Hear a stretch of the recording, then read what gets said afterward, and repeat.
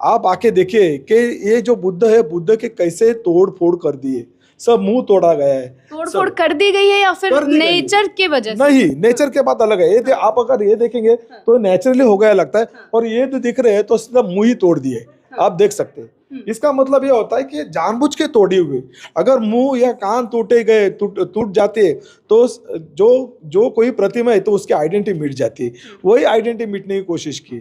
जैसे ये बुद्ध की प्रतिमा है, ये देखिए, ये बिल्कुल अलग है, मतलब ये बहुत ही स्पष्ट है। आप कहीं से भी देखेंगे तो आपको अलग से समझ आ जाएगा कि एक नाक की शेप में इसको पूरा बनाया गया, और ये अभी भी वैसा का वैसा है।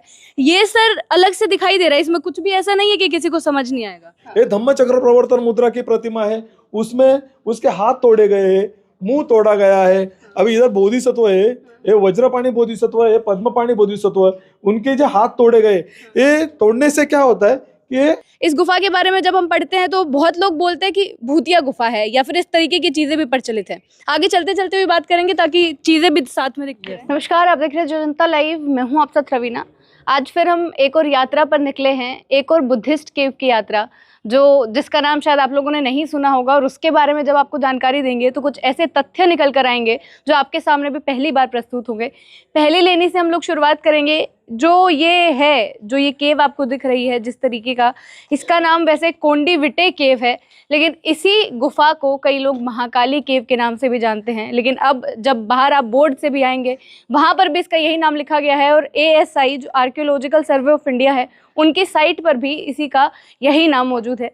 पहली गुफा शुरू करके वहाँ पर कुछ नहीं है, सिर्फ एक कक्ष बनाया गया है जहाँ पर बौद्ध भिक्षु रहते होंगे। ये दूसरी गुफा है जिसकी शुरुआत हम आपको दिखा रहे हैं कि किस प्रकार से हो रही है। बाहर से ही आप देख रहे होंगे, आपकी नज़र जाएगी ऊपर पीपल के पत्तों के आकार से ही शुरुआत की गई है, और ये कह सकते हैं कि जो दूसरी गुफा है ये थोड़ा बड़ा आकार में मौजूद है, और यहीं से चीज़ें शुरू हो रही हैं। लेकिन जब आप आगे आएंगे, इसकी दशा आप देख लीजिए कि जितनी क्षतिग्रस्त ये हुई है, मतलब गेट से ही हमें दिखाई दे जाता है कि अंदर की हालत क्या हुई होगी। चाहे जो भी रीज़न रहा हो, शायद ये बहुत और भी ज़्यादा पुरानी हो, जिसकी वजह से हवा पानी लग के इसकी हालत ये हो गई है। जो नीचे वाला फर्श है उसको बाद में बनाया गया है, साफ साफ ये दिखाई दे रहा है। जब से ASI ने इसको अपने अंदर लिया है, इसको एक धरोहर के तौर पर माना है, कोशिशें की जा रही हैं ये जितना क्षति इसको अब तक पहुंची है उससे आगे पहुंचने से बचाया जा सके, प्रिजर्व किया जा सके, और उसी के लिए ये सारे एफर्ट्स लगाए जा रहे हैं कि फर्श बना दिया जाए और सारी चीज़ें बना दी जाए। इस गुफा में जब आप घूमेंगे तो आपको एक अलग और अद्भुत चीज़ नज़र आएगी, जो हमें भी अद्भुत लगी है। ये आकार जो शायद समझने में थोड़ा सा मुश्किल हो सकता है क्योंकि इसको भी इतनी क्षति पहुंच चुकी है, लेकिन साफ साफ जो लोग बौद्ध गुफाएं के बारे में थोड़ी भी जानकारी रखते हैं वो बता देंगे कि एक चैत्य है। ऊपर वाला भाग आपको हर्मिका साफ साफ दिखाई दे रहा है, और नीचे बौद्ध स्तूप का आकार। ये अलग इसलिए है, ये अद्भुत इसलिए है क्योंकि ये बाहर नहीं बनाया गया है, मतलब बाहर स्तूप का आकार देकर इसको नहीं किया गया है, इसको उस दीवार के अंदर ही कार्व कर दिया गया है, उस दीवार के अंदर ही पूरा उसी तरीके से बना दिया गया है कि अगर यहाँ पर भी कोई लोग बैठ के ध्यान करे तो ये वो चीज़ साबित हो सकती है। ये जो आगे वाली चीज़ है इसको कहा नहीं जा सकता है कि क्या है, क्योंकि पीछे अगर चैत्य रहा है तो इसके आगे क्या रहा होगा। क्या ये बैठने के लिए बनाया गया है या यहाँ कोई प्रतिमा रही होगी, इसका अंदाज़ा लगाना मुश्किल है, और अभी तक कहीं भी ये सामने आया नहीं है कि किस चीज़ के लिए बनाया गया है। 19 गुफाएं टोटल यहाँ मौजूद हैं पूरी ये जो लेनी है। जल्दी जल्दी करके आपको चीज़ें एक एक दिखाते हुए, जो जो चीज़ें अलग यहाँ पे हमें दिखाई देंगी, आपको इसकी यात्रा करवाते हैं, और जो यूनिक चीज़ें यहाँ पर दिखाई देंगी, जिस चीज़ को आपको पता भी होना चाहिए और जो चीज़ यहीं सिर्फ मिले वो भी आप तक पहुँचाएंगे। जो गुफाएं हैं वो धीरे धीरे ऐसी ही हैं, नॉर्मल है, जो आपको दिख जाएगी। पानी के जो बहाव आप देखें कि अंदर भी कई सारी चीज़ें, उधर भी ऐसा दिखाई दिया हमें, यहाँ भी ऐसा दिखाई दे रहा है, जो पानी को सेव करने के लिए हर बुद्धिस्ट गुफा में हमें दिखाई देता है कि एक भी तरह से पानी को वेस्ट ना किया जाए, पानी को संरक्षित किया जाए। जो लोग यहाँ रहते थे उनके लिए भी ये सब चीज़ें की जा सके, और यहाँ भी वैसा ही एक पानी को बचाने के लिए टैंक लाया गया है। ये अगली गुफा में हम लोग आ गए हैं, और इसका आकार थोड़ा अलग हमें दिखाई दे रहा है। जो पहली दूसरी गुफाएं थी वो दरवाजे उनके बिल्कुल सही सलामत थे, लेकिन इनके दरवाज़ों पर आप ध्यान दें, उन दरवाज़ों का आकार ही बिगड़ चुका है। जो स्क्वायर में होते थे उनका आकार कहीं गोल है तो कहीं अलग शेप का दिखाई दे रहा है। आगे जब हम बढ़ेंगे इस गुफा के, तो अभी जब हम उन गुफाओं को कवर करके आगे आए हैं, जो मेन गुफा आपको सामने दिख रही है, उसके सामने कई लोग हमें बैठे हुए मिले। कुछ तो कार्यक्रम यहाँ चल रहा है, तो बात हुई, तो उसके बाद हमें पता चला है कि आज यहाँ पे महिला दिवस मनाया जा रहा है। जो अंतर्राष्ट्रीय महिला दिवस 8 मार्च को था, उसको आज 10 मार्च को मनाया जा रहा है, क्योंकि आज माता सावित्रीबाई फुले का स्मृति दिवस भी है।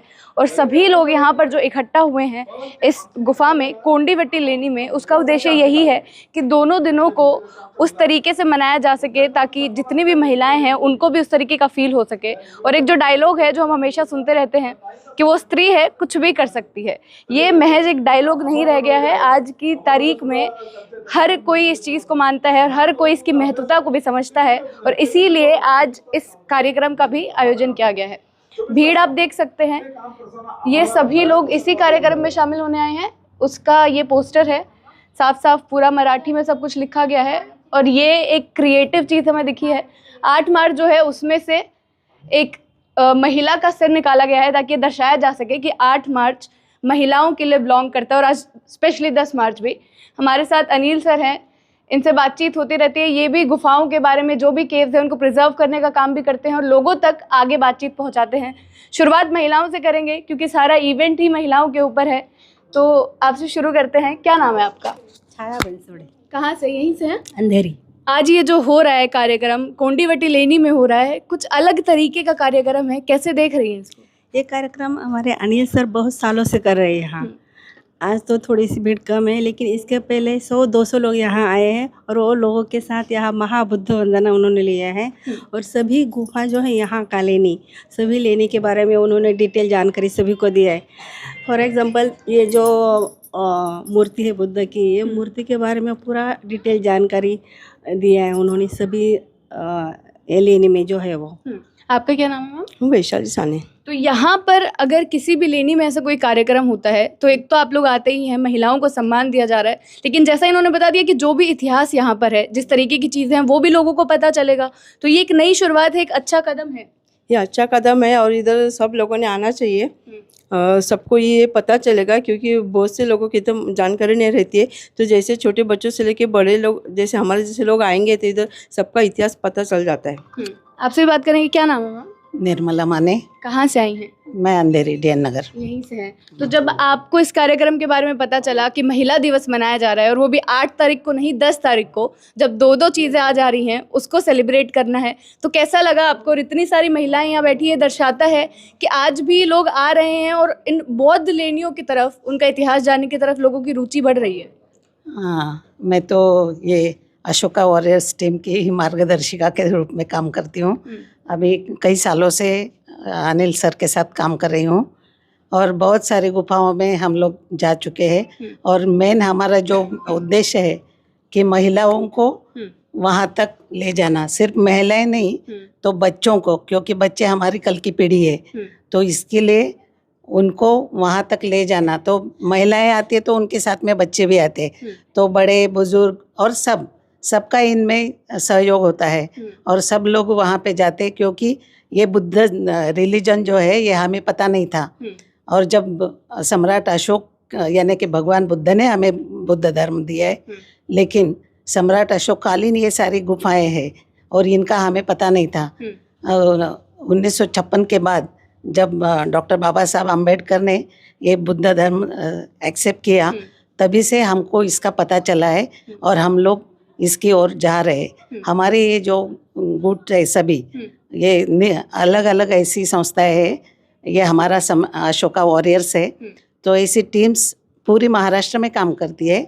और ये जो गुफाएं हैं सारी, जो लेनियाँ हैं, तो वहाँ तक सब लोगों को ले जाने का काम करती है। लेकिन जब कोई भी सम्मेलन होता है तो बाहर भी किया जा सकता है, तो इसी जगह को चुनने का क्या मकसद रहा? हाँ, बाहर करने से हमें पता नहीं चलेगा, लेकिन ये जो है लेनी यानी गुफाएं, ये हमारी धरोहर है।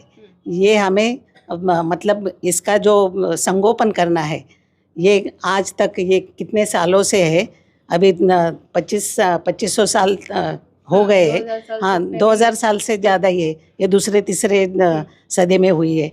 तो इनका संगोपन करना ये हमारा जिम्मेदारी है, इसके लिए ये हम करते हैं। जी बहुत बहुत शुक्रिया आपका। अनिल जी, आपसे भी जानेंगे कि एक तो ये मेन गुफा है, अंदर चैत्यगृह है, तो सारी चीज़ें, ये कार्यक्रम यहाँ रखने का उद्देश्य क्या रहा और इतनी सारी महिलाएं आ गई हैं, क्या अब पूरी लेनी में से जब घूमेंगे तो आगे बढ़ती ही जाएंगी चीज़ें यहाँ से? आपका सवाल एकदम जो मेरे को पसंद है वही सवाल मेरे आपने पूछा है। लेनी में केव्स में ऐसे प्रोग्राम क्यों होना चाहिए? देखिए, अगर आप देखेंगे महाराष्ट्र में जो कुल 1200 केव्स है उसमें से 99% अतिक्रमण हुआ है। और अतिक्रमण होने का कारण क्या है? हम खुद है। बिकॉज जो हमारी धरोहर है वो उसको संभालने में हम नाकाम हो गए। अगर वो धरोहर में हम डेली रूटीन में जाते रहेंगे तो सामने वाले जो मनुवादी व्यवस्था है उनको पता चलेगा कि ये केव्स जो बुद्धिस्ट है तो उनके यहाँ हम क्यों जाए। तो हमारा धम्म, हमारे कर्तव्य, हमारे हर बौद्ध का कर्तव्य है कि जो हमारी धरोहर है उसको संभालना है, तो उसको अलग अलग जगह पे हमको जाना ही जाना है। नहीं तो क्या करेंगे, अगर हमारे अपने घर में नहीं गए तो ऑटोमेटिकली वहाँ पे अतिक्रमण होगा, कोई ना कोई दूसरा वो घर में आके राज करेगा। तो वो अतिक्रमण न हो इसलिए हम लोग कि उसके ऊपर ही कार्यक्रम लेते हैं। दूसरी बात है, आज से जो बहनें इधर बैठी है तो बहुत लोग जो बहनें हैं तो उन्होंने नज़दीक रह के भी कोई केव्स पे जाते नहीं। तो आज हमारा महिला दिन बनाने का या महिला दिन सेलिब्रेट करने का उद्देश्य यही है कि आप आइए, आप आके देखिए कि ये जो बुद्ध है, बुद्ध के कैसे तोड़ फोड़ कर दिए, सब मुंह तोड़ा गया है। तोड़फोड़ कर दी गई है या फिर नेचर के वजह से? नहीं, नेचर के बात अलग है। ये आप अगर ये देखेंगे तो नेचुरली हो गया लगता है। और ये जो दिख रहे हैं तो सीधा मुंह ही तोड़ दिए, आप देख सकते हैं। इसका मतलब ये होता है कि जानबूझ के तोड़ी हुई।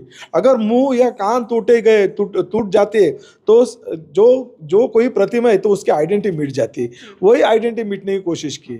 जैसे ये बुद्ध की प्रतिमा है, ये धम्मचक्र प्रवर्तन मुद्रा की प्रतिमा है, उसमें उसके हाथ तोड़े गए हैं, मुंह तोड़ा गया है। अभी इधर बोधिसत्व है, ये वज्रपाणी बोधिसत्व है, पद्मपाणी बोधिसत्व है, उनके जो हाथ तोड़े गए, ये तोड़ने से क्या होता है कि ये डिस्ट्रॉय कर दिया, ये उसकी पहचान ना हो जाए। यहाँ पे आते हैं, हमने देखा ये स्तूपा है, स्तूपा के इधर स्टैम्प दिख रहे हैं, वो कॉइन चिपकाने के स्टैम्प है। जो यहाँ कोई जो मनुवादी व्यवस्था है या कोई संगठना है वो क्या करते हैं कि यह पैसा चिपकाने से हमारी मनोकामना पूरी होती है। तो आप जिस धरोहर की बात कर रहे हैं, इस लेनी को भी तो महाकाली लेनी के नाम से भी जाना जाता है। लोगों से जब पूछते हैं तो महाकाली गुफा के बारे में बताते हैं। सही बात है। कोंडेवटी नाम किसी को पता है ना? एक्चुअली क्या मालूम है, ये जो गांव है तो पहला नाम उसका कोंदिवड़े करके नाम था। तो उसके ऊपर जब गैजेट में देखा तो उसको कोंदिवड़े नाम के ऊपर उसको कोंडिवटे नाम है एक है उसका। लेकिन इधर महाकाली का कोई ही वंश नहीं, कोई भी अंश नहीं। नाम कैसे पड़ गया? नाम महाकाली का केव्स का मंदिर तो वो साइड में, नीचे साइड में। तो इधर कोई मंदिर है, लेकिन ये मंदिर के वजह से इधर कौन महाकाली तो महाकाली हो गए। ऐसा ये जो निशान है ये कैसे हुए फिर, किस तरीके के? ये अगर निशान है, आप देखें, ये पैसा चिपकाने की कोशिश की गई। ये देख रही है, ये पैसा चिपकाने की कोशिश की, आप देख सकते हैं बराबर से। आप लीजिए, ये पैसा क्यों चिपकाया गया है? क्योंकि इधर बताया जाता है कि शिवलिंग है, ये शिवलिंग को अगर पैसा चिपकाया तो अपनी मनोकामना पूरी हो जाती है। तो वैसे ही वो चिपकाने की कोशिश की, आप देख सकते हैं। ये स्तूपा का जो पूरा स्ट्रक्चर देखेगा तो 7 भागों में बांटा गया है। जैसे कि नीचे का जो भाग है उसको जोता कहते हैं, उसके बीच में का भाग है उसको मेदी कहते हैं, ये जो रेलिंग स्ट्रिप है उसको वेदिका पट्टी कहते हैं, इसको अंडा कहते हैं। उसके बाद में हर्मिका रहती है, हर्मी के बाद यष्टि रहती है और यष्टि के बाद छत्रावली रहते हैं। इसका मतलब होता है कि सर्वसामान्य इंसान से सम्यक संबुद्धि जो जिसको प्राप्त होती है वो प्रेजेंट ये स्तूपा में प्रेजेंट की गई। जैसे बुद्ध अकेले ही ऐसे आदमी है जिसको संबोधि प्राप्ति हो गई, तो बुद्ध को इसको प्रेजेंट की गई। ये ऐसा उसका स्ट्रक्चर का नाम है। ठीक है, यहाँ पर जो चीज़ें हैं, ये हम जो गुफा देख पा रहे हैं, एक तो वो स्ट्रक्चर भी हमें काफ़ी अलग है, और जो आपने बताया उसके बाद शायद हम ये देख पा रहे हैं कि हर किसी मूर्ति के मस्तक नहीं है। जो भी मूर्ति ऊपर भी है उनके भी मस्तक नहीं है, और जो नीचे भी लगे हुए हैं एक भी मूर्ति का मतलब मस्तक नहीं बचा है। तो उसको आइडेंटिफाई करना इतना मुश्किल है ना। एक्चुअली क्या मालूम है क्या, इधर गैजेट में अगर देखा जाए तो उसको बुद्धिस्ट केव्स करके लिखा हुआ है। आप उधर बाहर भी जाएंगे, ASI का बोर्ड है उसमें भी लिखा है कि ये कोंडिवटी केव्स है, बुद्धिस्ट केव्स है, यहाँ कोई महाकाली वगैरह नहीं। वो ब्रैकेट में महाकाली लिखा है शायद। हाँ, तो ये क्यों तोड़ा गया? बुद्धिस्ट केव्स है, इसका मतलब इधर बुद्ध का अस्तित्व है। मैं आपको बताना चाहता हूँ, कुछ केव्स में अपन को पांडव लेनी भी कहते हैं। पांडव लेनी क्यों कहते हैं? ऐसे भी बात है कि पांडव लेनी क्यों कहते हैं। वास्तविकता बात यह है कि जब लेनी कार्विंग करने की शुरुआत की थी, वो टाइम पे जो कार्विंग करने वाले कारागिर थे उनका जो यूनिफॉर्म था वो पीला कलर का, वो पीला कलर का यूनिफॉर्म था, तो उसको पाली भाषा में या प्राकृत भाषा में पंडू कहते या पित्त कहते या पंडू कहते। पंडू शब्द का अपभ्रंश हो गया पांडु और पांडु का अपभ्रंश हो गया पांडव। तो वैसे सब जो भारत में जो इतना भी केव्स है उसको पांडव लेनी कहते या पांडव केव्स कहते। अभी दूसरी बात है, अगर पांडव ने केव्स की है या पांडव ने कार्विंग की है तो पांडव बौद्ध क्यों कार्विंग करेंगे? बराबर है कि नहीं? पांडव बौद्ध क्यों? तो पांडव अगर बौद्ध है, पांडव ने क्या कार्विंग करना चाहिए? एक तो राम करना चाहिए या कृष्णा करना चाहिए, तो बुद्ध क्यों कार्विंग किया? इसका मतलब ये होता है कि अगर पांडव ने जो कार्विंग किया है तो पांडव खुद बुद्धिस्ट होंगे या पांडवों का जन्म बुद्ध के बाद में हो गया होगा, ये उसका मीनिंग निकलता है। तो ऐसा कोई भी पांडव लेनी नहीं है, सब केव्स है वो मैन मेड है, आदमी लोग ने किया हुआ है। एक केव्स कार्विंग के लिए कम से कम 400 साल लगे। कान्नेर जैसी केव्स है उसको 1100 साल लगे। इसको कितने साल लगे? इसको 400 साल लगे। ये पूरी गुफा जो है 19 गुफाएं हैं यहाँ पर। हाँ, उसको 400 साल में उसको कार्विंग किया गया है। एक केव्स के तो सोचो आप कितना टाइम गया होगा उसको, कितना पीढ़ियां गई होगी कार्विंग करते करते।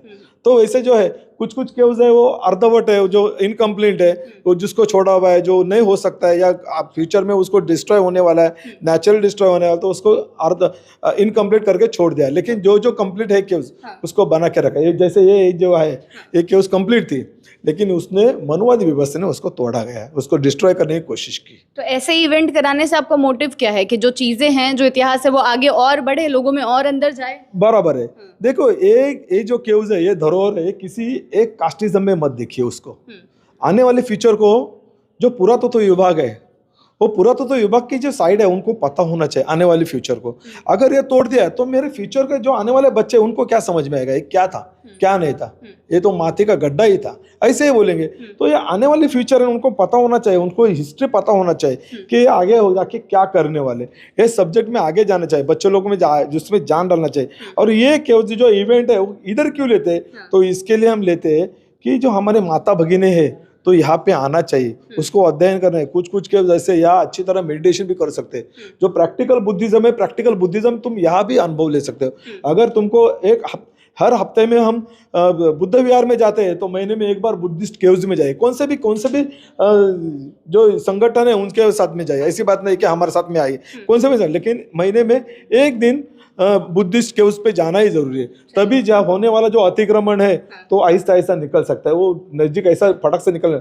हमारे ऊपर बहुत से ऐसे, मैं बोलता हूँ मेरे को कितने बार धमकी भी आ गई थी, क्योंकि मैं धमकी मिली है किस चीज के लिए? इसके लिए कि हम ये जो सांस्कृतिक लड़ाई है, ये सांस्कृतिक कल्चरल फाइट है, वो कल्चरल फाइट हम कर रहे हैं। हम केव्स के सब जो हमारे प्रिजर्वर है उनको यही अनुभव आता है। मतलब आप लोग इनको बचाने की कोशिश कर रहे हैं, लोगों तक पहुंचा रहे हैं। व्यवस्था हमारे पीछे लगती है ऐसे, क्योंकि हमारे पास मेरा खुद का एक्सपीरियंस बता रहा हूँ। मैं एक आदमी को औरंगाबाद के उसके ऊपर देखता है, वही आदमी को कारला पे देखता हूँ, और वही आदमी बेडसे पे भी देखता हूँ। मैं एक बार इसको आदमी को पूछा, रहा तू मेरे पीछे क्यों? तो हम भी केव्स प्रिजर्वेटर है तो मेरे पास आ जाओ ना। तो ऐसा क्यों? छुप के देखता और भाग जाते। वो टाइम पे जो मेरे साथ में थे वो नहीं है अभी, तो हम आपको विटनेस भी देते हैं। लेकिन यही मनुवादी व्यवस्था के पास हमारा झगड़ा है। तो झगड़ा के हम जो हमारे सर पे कफन लगा के बैठे, जो कुछ होगा वो हमारे धम्म के लिए करेगा, हमारे केव्स के ऊपर है, जो हमारे प्रिजर्वेटर है, जो हमारे हम धरोहर बचाने की कोशिश। हम किसी धर्म को इंसल्ट नहीं करते, हम किसी धर्म के बारे में बुरा नहीं बोलते, क्योंकि हमारा धर्म नहीं, हमारा धर्म हमें दूसरे की इंसल्ट या दूसरे के बारे में बोलने की इजाजत नहीं देते। हमारे पास जो अच्छा है वो हम दूसरे को देते, वही हम करते। बस यही हमारी। बहुत बहुत शुक्रिया आपका। अमर जी भी हमारे साथ हैं, जो अभ्यासक हैं, जो इन चीज़ों के बारे में ही जानते हैं और इस इवेंट में ये भी शामिल होने आए हैं। और इस गुफा के बारे में इनको बहुत सारी जानकारी होगी, जो डिटेल शायद हम तक नहीं होंगी वो इन तक होगी।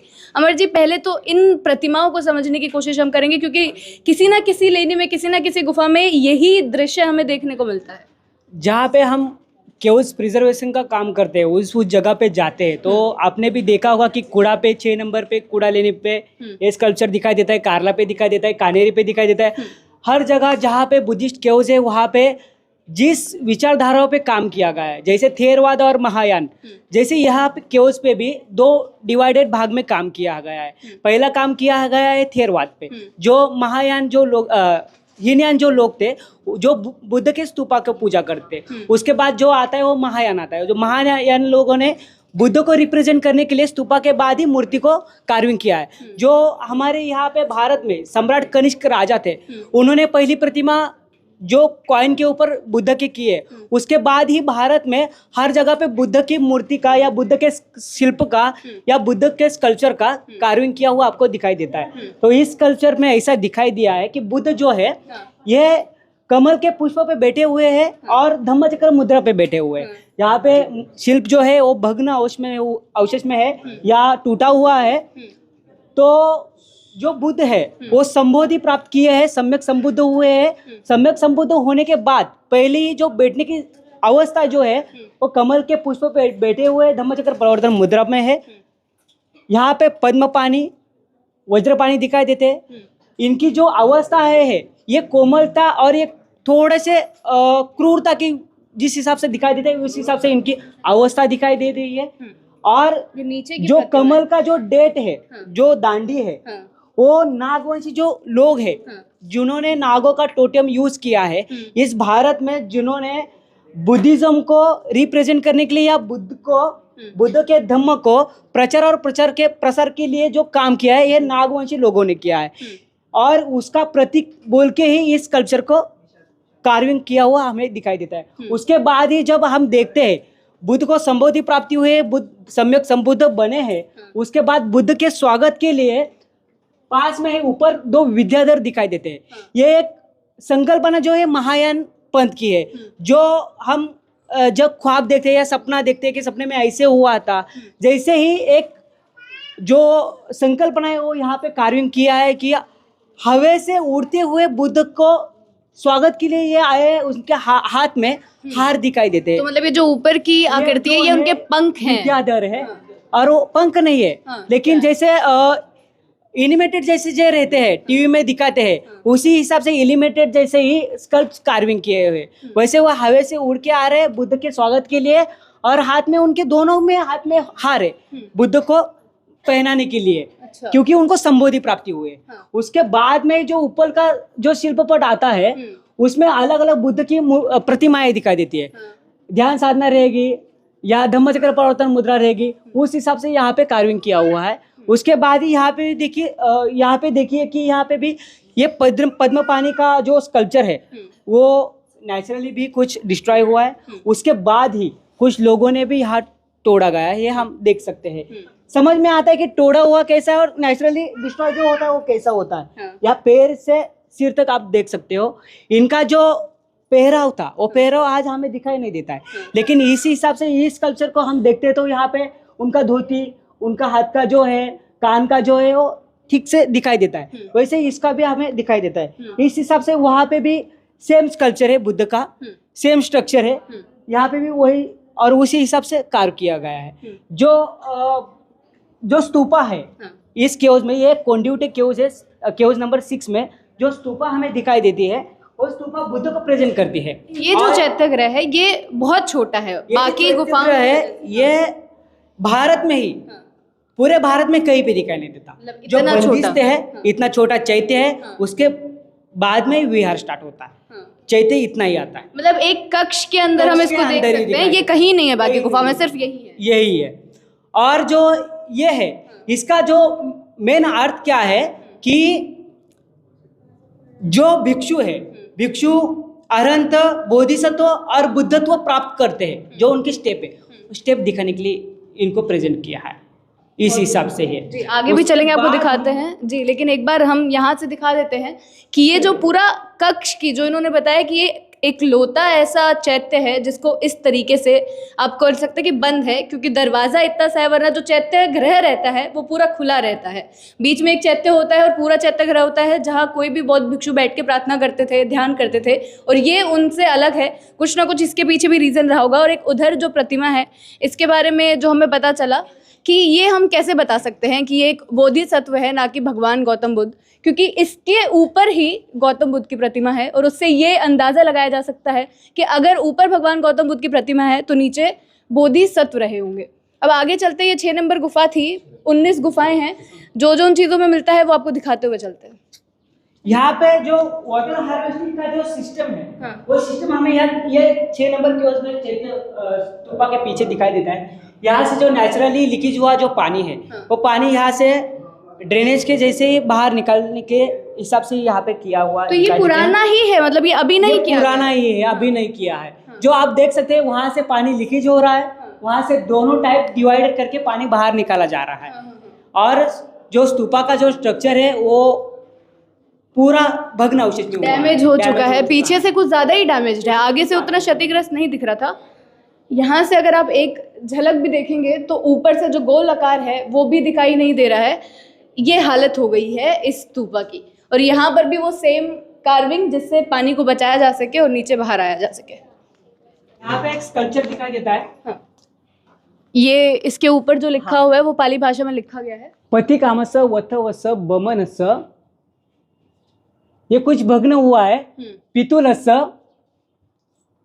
देय धम्म मातुकस, मतलब इसका जो अर्थ है इसमें दिखाई दिया है कि वथवस मतलब पतिगामी, पतिगामी मतलब पतिगामी यहाँ पे रहने वाला जो पितुल है उसका जो गोत्र है वो गौतम है और वो ब्राह्मण कम्युनिटी से बिलोंग करता है। और उसका जो उसने जो ये चैत्य गृह का या विहार का जो डोनेट है उसने उसके भाई के साथ डोनेट किया है, इस इंस्क्रिप्शन में लिखाई दिया है। मतलब जिसने दान दिया है उसके बारे में शिवलिंग इंस्क्रिप्शन है।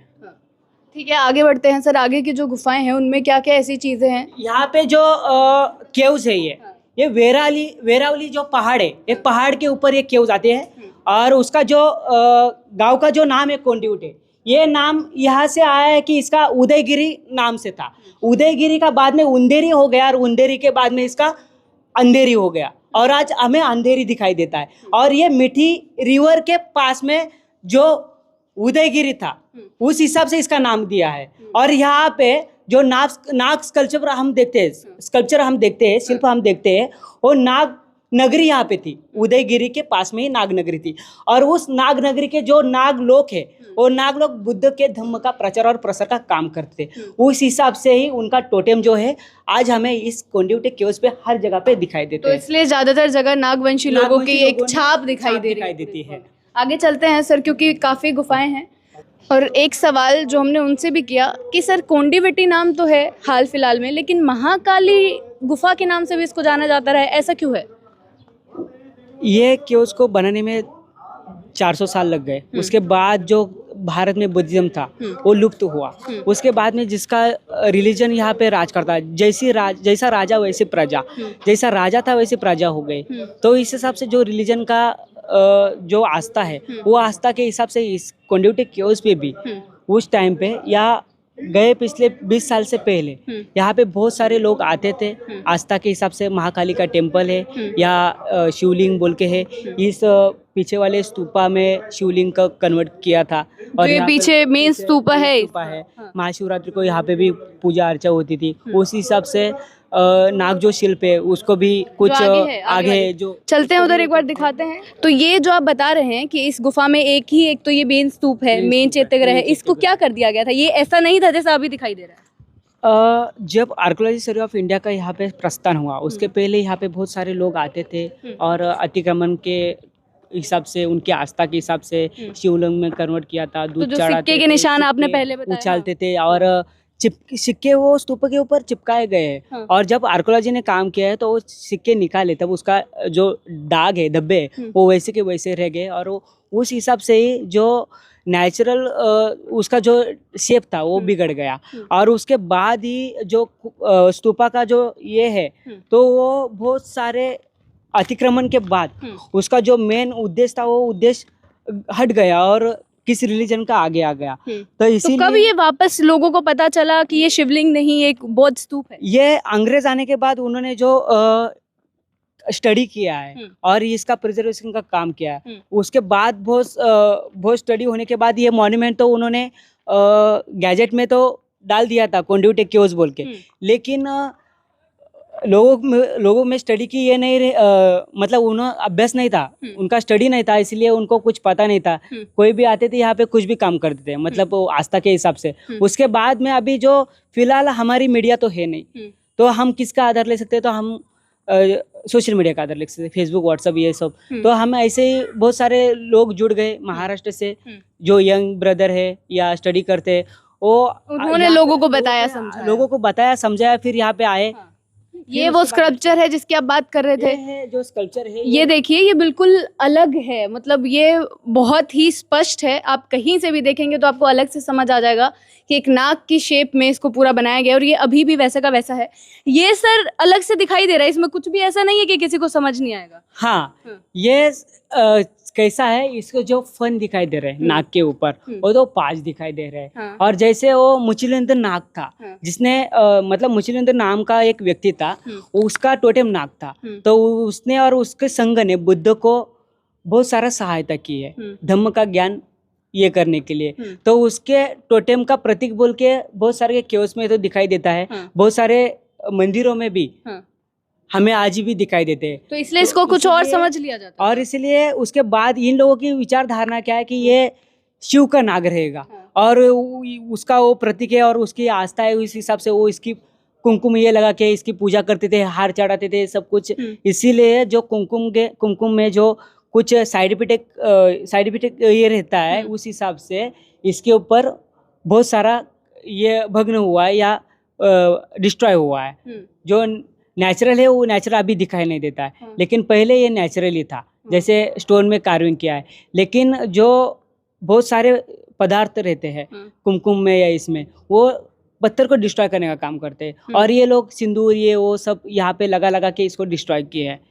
लेकिन अब लोगों को समझ आ गया लोगों है। को पता है, तभी भी बहुत सारे लोग ऐसे हैं, 70% भारत में ऐसे लोग हैं कि उनको अभी भी पता नहीं चलता है कि ये क्या है। और जिसको पता है वो गुमनाम होके उसका ही मतलब आगे बढ़ाता है। पता होने के बावजूद भी मतलब एक रिलीजन को बुद्ध ने बताया कि धम्म ये रिलीजन नहीं है, ये जीवन जगने का मतलब ये जीने का तरीका है। तो लोगों ने क्या किया, जो बुद्धिज्म को अलग मायने से देखते हैं, तो हर बार बुद्धिज्म को डिस्ट्रॉय करने पे तुले हुए हैं। तो इस सब के जिसको पता भी रहता है वो गुमनाम होके भी ऐसे ही करता है जैसे पहले करता था। तो ये तस्वीरें हैं जो इन्होंने दो चीज़ें बताई हैं कि महाकाली क्यों कहा गया और उस नाम की वजह से ही क्या क्या यहाँ पर चीज़ें हुई, चाहे वो चैत्यग्रह हो वो किस तरीके से हो गया, वहाँ किस तरीके के निशान बन गए, और चाहे ये नाग का हो, इसका मेन प्रतीक यही था कि जिन नागवंशी लोगों ने बुद्ध धर्म को प्रचार प्रसार करने में अपना पूरा योगदान दिया, अपनी पूरी सहमति दी, उनको एक टोकन ऑफ अप्रिशिएशन मिल सके, उनके योगदान को याद किया जा सके, इतिहास में उनका नाम भी दर्ज हो सके, इसलिए ये सारी चीज़ें बनाई गई। इसलिए इस गुफा में उनको भी कार्व किया गया कि बौद्ध धर्म में सहायता करने वालों का भी नाम कहीं इतिहास के पन्नों में गुम ना हो जाए। और इन तरीक़ों को ही, इन सब चीज़ों को लोग अलग मायने से देख के, अलग तरीके से देख के कुछ अलग समझ जाते हैं। लेकिन अब इन लोगों की कमेटी है जो पूरी गुफाओं में जाती है, जो लोग वहाँ आते हैं उनको भी समझाने की कोशिश करती है कि ये हमारा पुराना इतिहास रहा है। आगे चलते हैं, आपको जो भी गुफाएं हैं जिस तरीके की हैं वो दिखाते हैं। एक और सवाल है सर, इस गुफा के बारे में जब हम पढ़ते हैं तो बहुत लोग बोलते हैं कि भूतिया गुफा है या फिर इस तरीके की चीज़ें भी प्रचलित हैं। आगे चलते चलते भी बात करेंगे ताकि चीज़ें भी साथ में दिखती रहें। कैसे यहाँ पे जो कम्युनिटी जो रहती है आसपास, वो बहुत सारी स्लम एरिया की है। और स्लम एरिया में क्या होता है कि बहुत सारा अंधविश्वास की इस वजह से रहता है कि उनकी शिक्षा कमज़ोर रहती है, कि काम के वजह से गांव छोड़ के आए हुए हैं। और शिक्षा कमज़ोर रहने के बावजूद कोई जो बताता है तो उसके ऊपर डायरेक्टली ये करते हैं, विश्वास रखते हैं। उस हिसाब से यहाँ पे भी यही काम हुआ है, क्योंकि यहाँ पे बहुत सारे लोग, जहाँ पे जो चीज़ों को हम भूतिया बताते हैं या फिर यहाँ पे डर बताते हैं, जब डर बताने के बाद उस जगह से लोग चले जाते हैं, वह जगह पे आते नहीं। उस टाइम पे कुछ जो लोग हैं धर्म के पाखंड पे बैठे हुए, वो यहाँ पे आके दारू पीते हैं और बहुत सारे सिगरेट वगैरह ये करते हैं। मतलब साफ साफ कहने का मतलब ये है कि अगर इसको भूतिया बताया जाएगा तो शायद उतने लोग यहाँ आएंगे नहीं, विजिट नहीं करेंगे, समझेंगे नहीं। और फिर इनको बैठने का मौका मिलेगा, शांत रहेगा, कोई डिस्टर्ब नहीं करेगा उनको। और इसके लिए ही वो क्या करते हैं, बार बार ये बात फैलाने का काम करते हैं।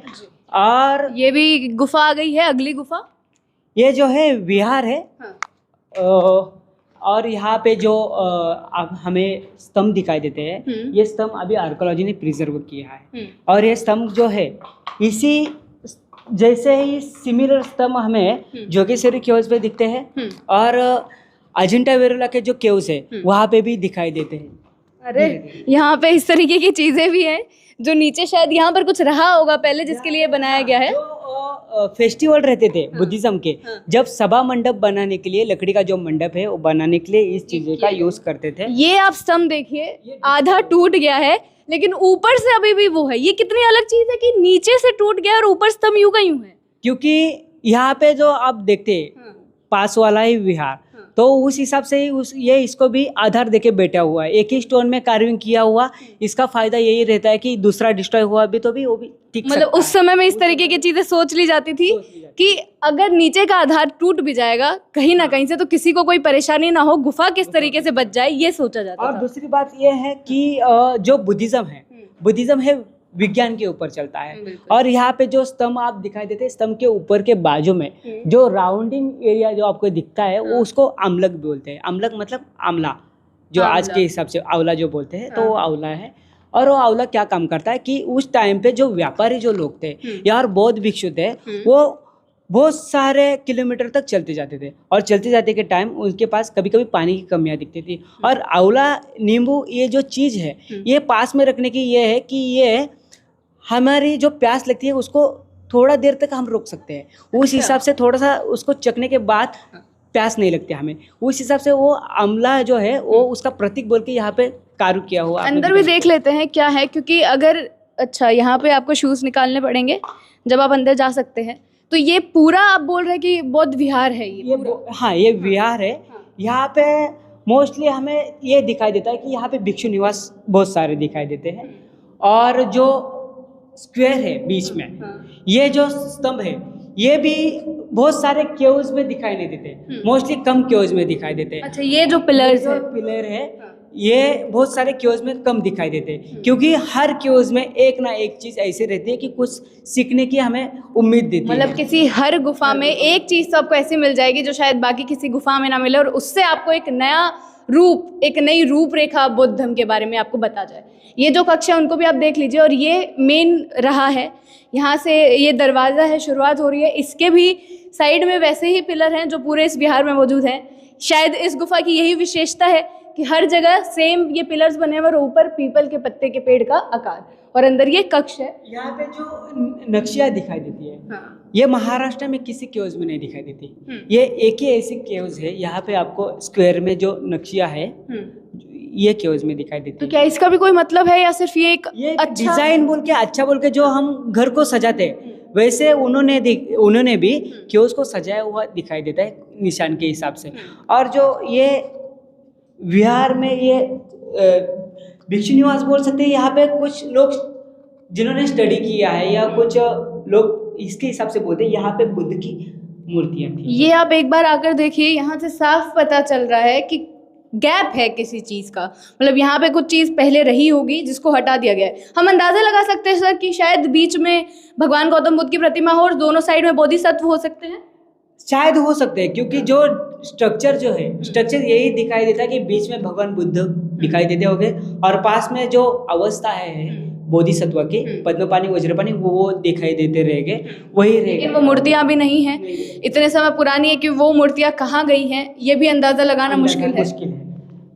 धीरे यहाँ पे भी पीपल का जो है वही दिखाई दिया। पेड़ का आकार बनाया गया है। उधर भी सर गेट पर इसी तरीके का कुछ बनाया गया है, वो भी कुछ अलग है क्या? यहाँ से जो डोर के ऊपर जो किया है कार्विंग किया है वो सेम वैसे ही पीपल का पत्ता है, उसका कमान है, उसके ऊपर स्ट्रक्चर डिजाइन किया हुआ है। और ये विशेषता है ऐसे महान व्यक्ति के लिए रहती है, जैसे आप हर जगह पे देखते तो वहाँ पे कुछ दिखाई नहीं देता, लेकिन इसमें अलग है क्योंकि ये अरहंतर है जो उन्होंने बुद्धिज्म का उस हिसाब से स्टडी किया है, उस पद पे लेवल पे गए होंगे। अच्छा, तो उस समय भी कैसे डिफरेंशिएट किया जाए कि कौन भिक्खु किस में रहता होगा या मेन भिक्खु इस गुफा का कौन रहा होगा।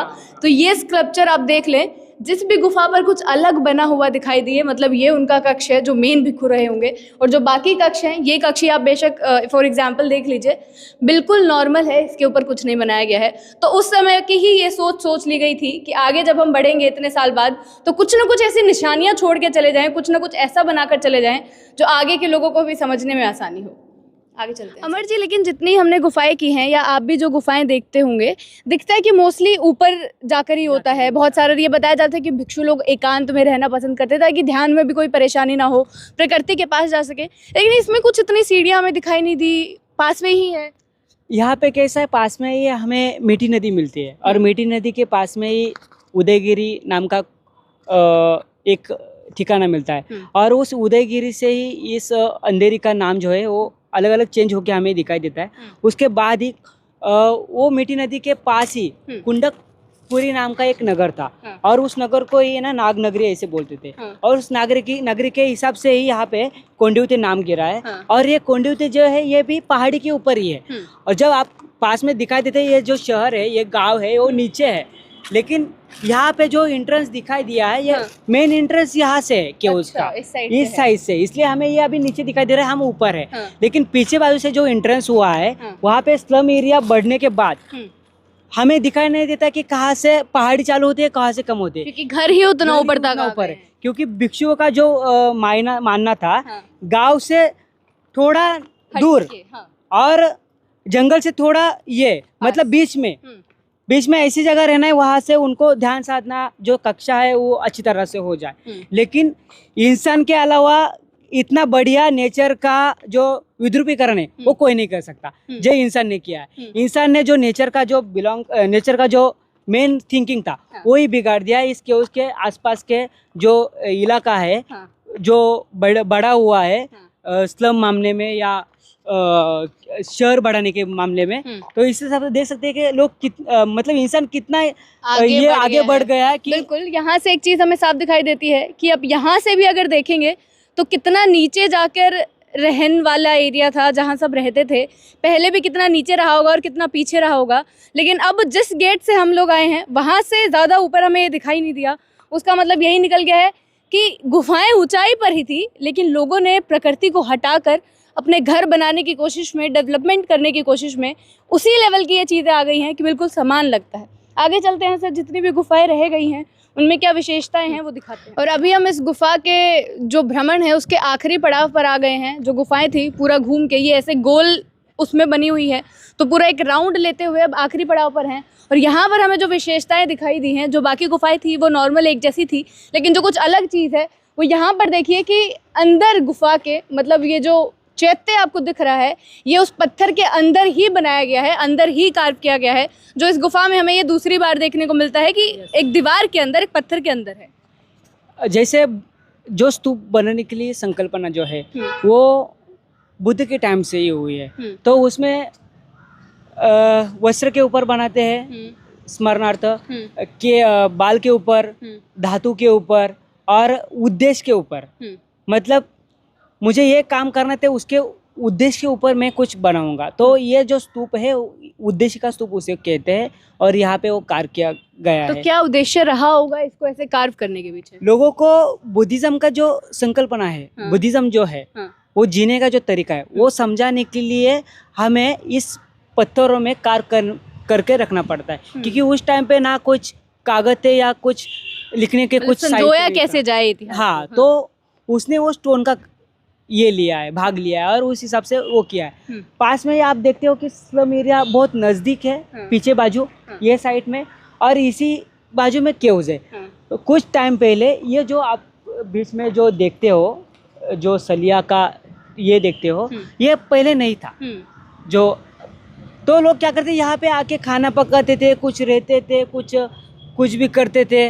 उसके बाद उनके मन में विश्वास आ गया कि ये बंद पड़े खंडर है, यहाँ पे भूत रहता है, ऐसा रहता है। क्योंकि ये आप शेप देखिए जी, ये आगे वाली जो शेप है आखिरी वाली गुफा की, उससे कोई भी अगर देखेगा आम इंसान जो इस चीज़ के बारे में नहीं जानता, क्योंकि ये शेप बड़ी अलग हो गई है सर। शायद ये क्षति पहुंच के या डैमेज होके ऐसी हो गई है। क्योंकि जो यहाँ पे जो पत्थर है, जो सह्याद्री में बसाल्ट जो स्टोन है, वो स्टोन से बहुत अलग ये स्टोन है। यहाँ पे जो मुरमा बोलते हैं तो मुरमा का भाग ज़्यादा है, इस हिसाब से वो नेचुरली डिस्ट्रॉय हुआ है, हमें दिखाई देता है। इसीलिए वो बहुत अलग तरीके से दिखाई देती है। और यहाँ का दोपहर के टाइम में ऐसे अंधेरा वगैरह फीलिंग आती है, तो नाइट में कैसे दिखता होगा बाहर से?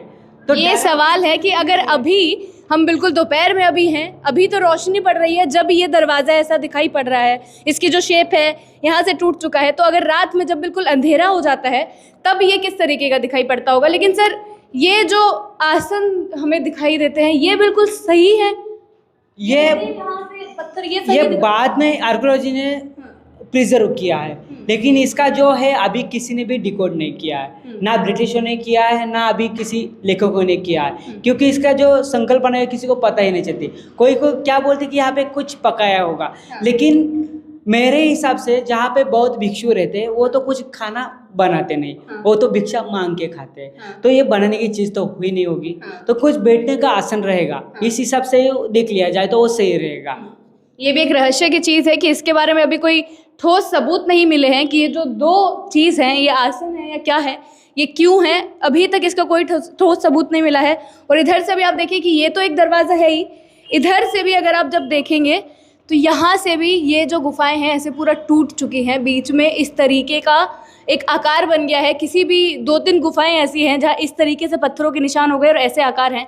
जो भूतिया नाम आप सुन रहे हैं कि इस गुफा को भूतिया क्यों बोला जाता होगा, शायद इन्हीं में से कोई 1-2 रीज़न रहा होगा जिसकी वजह से लोग इनको रात में उस तरीके से समझ लेते हैं कि कोई आकृति उनको दिखाई देती होगी इधर। ये हम अब अंदाज़ा लगा रहे हैं इसी तरीके से होगा। ये भी आखिरी में भी वही स्तंभ है जो पूरी गुफा में आपको दिखाई दिया है। यहाँ पर इस गुफा का अंत होता है, यहाँ इस तरीके की चीज़ें दिखाई दी हैं जो हमें बाकी गुफाओं में नहीं दिखाई दी थी। जो छोटी छोटी बारीकियाँ हैं जो समझने की कोशिश हम भी करते हैं कि उस समय में क्या सोच कर वो बनाया गया होगा, वो आई होप आप तक पहुँच गई हैं चीज़ें। किस तरीके से हमने बताया, अमर जी आपने भी जो जो बताना था सारी चीज़ें हो गई हैं जिस तरीके से है। तो इस टूर को यहीं ख़त्म करते हैं। इस गुफा में जो चीज़ें हैं वो आप भी देख सकते हैं, ज़्यादा ऊपर अब रही नहीं है क्योंकि रिहायशी इलाका बिल्कुल पास में आ गया है। यहीं ख़त्म करते हैं चीज़ों को, और आगे भी जो चीज़ें रहेंगी इसी तरीके की गुफाएं जिनको शायद ज़्यादा लोग नहीं जानते हैं, जिनका नाम भी ज़्यादा लोगों ने नहीं सुना है, उनके अंदर भी किस तरीके की चीज़ें हो सकती हैं वो आप तक पहुंचाते रहेंगे। बने रहे हमारे साथ। शुक्रिया।